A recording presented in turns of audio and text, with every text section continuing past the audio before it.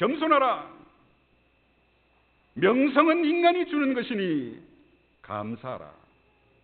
자만은 자아가 주는 것이니 조심하라. 그러므로 성도 여러분, 선줄로 생각하는 자는, 나는 모든 걸 가졌다고 생각하는 자는, 난 돈이 많아 생각되는 자는, 나는 아직 젊다고 예쁘다고 생각하는 자들 넘어질까 조심하셔야 합니다. 그렇습니다. 성도 여러분, 성탄절은 낮아지는 은혜를 받는 축복의 절기임을 깨달으시길 간절히 축원합니다.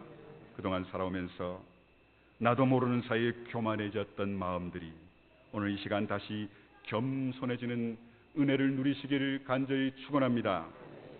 성탄절을 맞아 충주교회와 성도들이 가져야 할 예수님의 마음은 네 번째로 자기를 희생하는 마음입니다.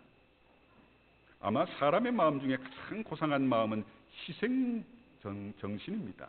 그러므로 어떤 처리는 인생에게 있어서 얼마나 고난을 감내하느냐보다는 얼마나 희생을 치르느냐가 더 중요하다고 했습니다. 예수님은 단순히 고난을 감내하신 분이 아니라 기꺼이 희생을 치르신 분이셨지요. 빌립보 2장 8절에서 그는 자기를 낮추시고 죽기까지 복종하셨으니 곧 십자가의 죽으심이라.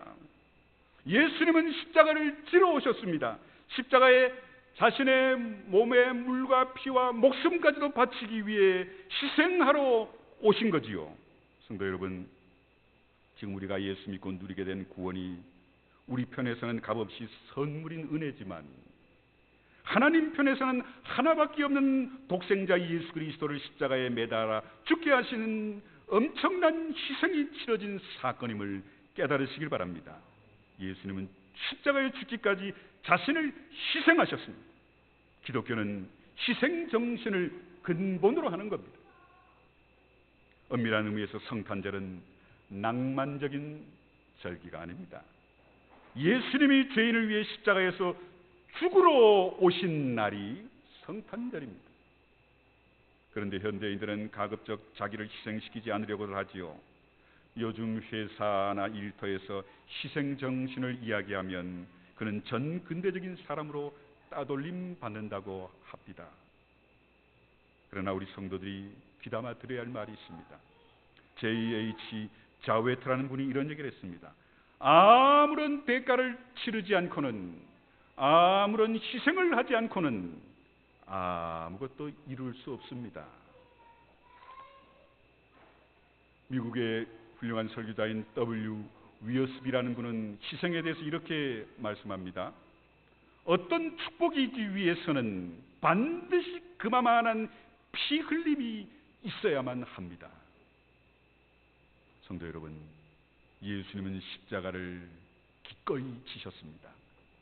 우리도 어차피 져야 할 십자가가 있다면 기쁘게 지고 갈 수 있기를 간절히 축원합니다. 희생이 있는 곳에는 기쁨이 있고 흐뭇함이 있고 보람이 있지 않습니까? 그러므로 성도 여러분, 오늘 우리는 세상 사람들이 흥청망청 망년에나 즐기는 그런 값싼 질 떨어진 성탄절이 아니라 예수 그리스도가 중심이 되는 복된 성탄절이 되시길 간절히 축원합니다. 옛날 페르시아에 키루스라는 왕이 전쟁을 하다가 적대 국가의 왕자와 부인과 자녀들을 생포했답니다.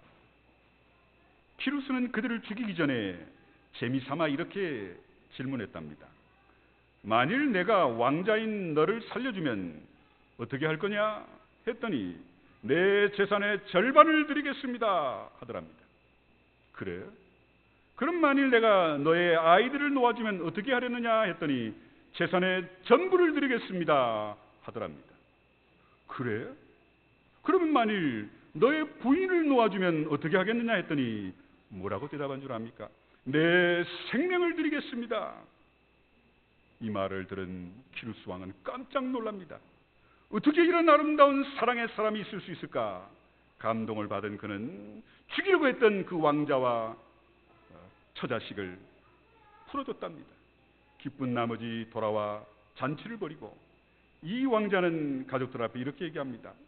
비록 키루스 왕이 적국의 왕이지만 정말 훌륭하지 않으냐? 당신은 어떻게 생각하오? 아내에게 물었답니다.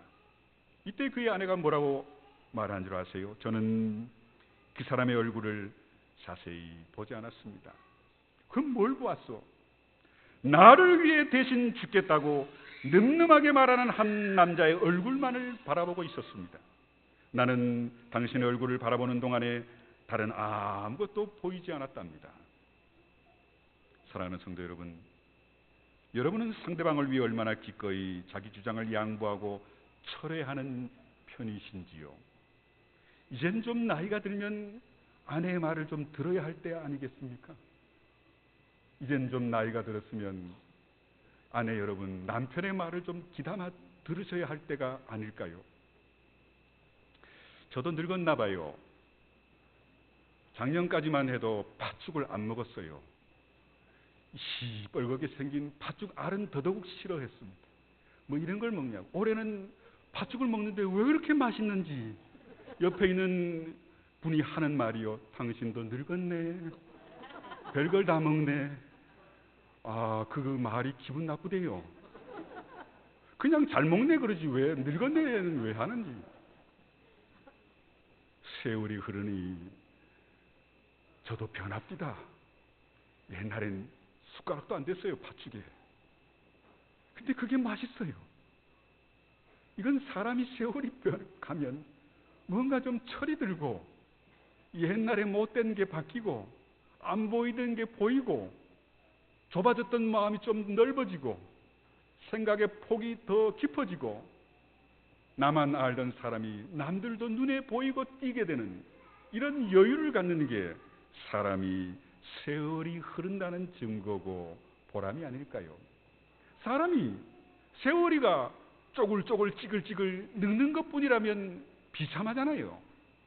세월이 감에도 늙고 찌들어감에도 우리가 긍지를 가지는 이유가 뭘까요? 내가 인간성이 변한다는 거, 좋게 바람직하게 변한다는 거. 이런 모습에 나이 들고 늙어도 쭈구렁방탱이가 되어도 긍지를 느끼는 게 인생이 아닐까요? 난 눈에 흙이 들어와도 안 바뀔 거요. 세상에 가장 불행한 사람이라고 봅니다. 이젠 고집을 꺾을 만한 때라고 봅니다.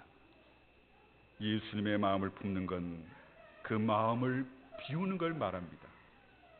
나는 아무것도 아니다는 마음을 비우고 나아가서 자신의 모든 걸 다 쏟아주는 빈 마음을 갖자는 거죠. 그리고 성도님들은 얼마나 예수님의 겸손함을 몸으로 익혀가고 계신가요? 혹 자기 스스로 나는 그래도 겸손한 편이여, 이런 사탄의 마음에 속지 마십시오. 예수님은 십자가를 지고 자신을 희생하고자 이 땅에 오셨습니다. 오늘 나 같은 죄인을 위해 하늘나라의 모든 특권을 포기하신 예수님, 자신의 마음을 깨끗이 비워 종이 되시고 자기를 낮추어 나를 위해 기꺼이 십자가의 희생을 치러주신 예수님만을 깊이 생각하며 감사하는, 또 그 감사를 나아가서 증거하는 성탄절이 되시길 다시 한번 간절히 축원합니다. 기도하겠습니다. 고마우신 아버지 하나님, 오늘 우리에게 성탄의 기쁨과 감격을 주심을 감사합니다. 우리 마음에 예수님의 마음을, 우리를 위해 이 땅에 오신 그 주님의 마음을 바울처럼 본받는 귀한 성탄절이 되게 주시옵소서. 예수님의 이름으로 간절히 축복하며 기도하옵나이다. 아멘.